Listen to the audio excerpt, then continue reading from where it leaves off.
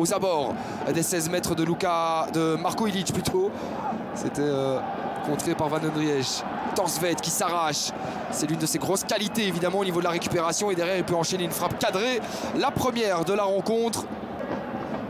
On fait tourner côté droit. Ito, il y a du mouvement. Lorsque les coéquipiers limbourgeois n'ont pas le ballon, ça propose, il y a du mouvement avec Onuachu là aussi.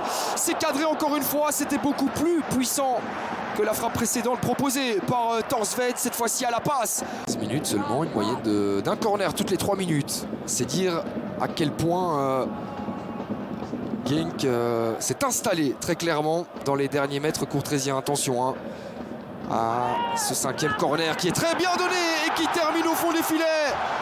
Voici l'ouverture du score, domination confirmée via le marquoir 1-0 pour les Limbourgeois de Bernd Storck.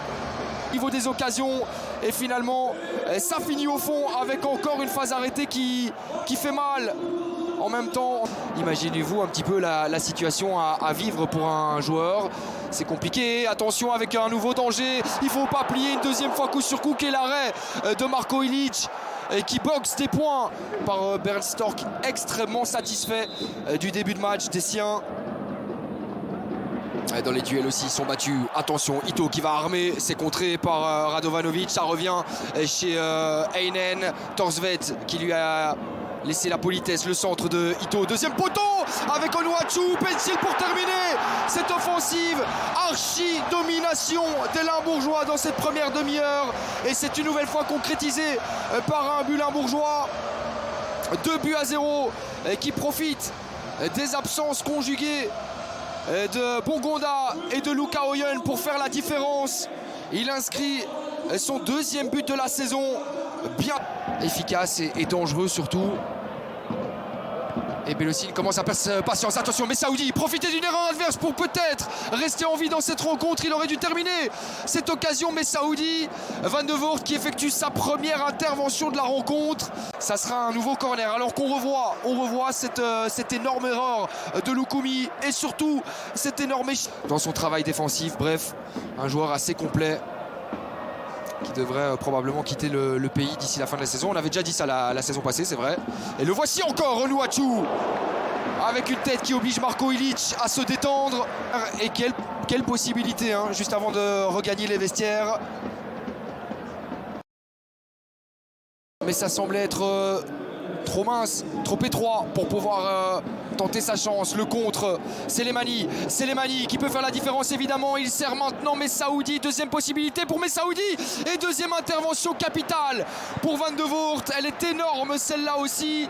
Et une nouvelle fois le portier belge a entamé les débats de ce deuxième acte de cette manière-là. Ça passera par là si les Kerels... Selemani en fin de saison, ça sera le cas aussi de Radovanovic normalement qui veut quitter le club d'ici la fin de l'exercice 2021-2022. Il l'a déjà dit et annoncé, notamment bien vu de la part de Messaoudi, c'était important de mettre le pied à ce moment-là. Et heureusement que Selemani se libère aussi du ballon, ça joue plutôt bien. Palaversa, pied gauche, Palaversa, pourquoi pas. Ça doit être terminé par Badamosi qui la joue collectivement. Finalement, ça ne terminera pas au fond des filets de Van de Voort qui s'en sort une nouvelle fois très très bien. Il y a un drapeau levé sur Badamosi en position de hors-jeu. Il est 3 mètres hors-jeu, le Gambien, au moment de la frappe de Palaversa. Il doit se concentrer, Badamosi. Inscrit face à Zulte Waregem, lance définitivement sa saison et sa période courtrésienne.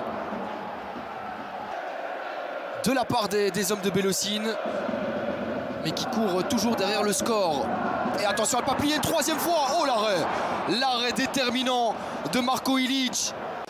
Alors que quand on dispute des playoffs, oui, là on joue des matchs à haute intensité, à pression et avec énormément d'enjeux. Nemeth pour plier définitivement la rencontre. Non, encore un arrêt décisif de Marko Ilić. Ça ne changera rien à l'issue finale de la rencontre, mais ça prouve encore une fois. Par contre, la finition est complètement manquée pour Herman. Pareil ici, Nemeth qui croque un petit peu sa frappe. Très bien parti pour tenter de se qualifier au sein des playoffs 2, qui lave un petit peu l'affront vécu le week-end dernier face à Anderlecht. Et par contre du côté de Courtrai,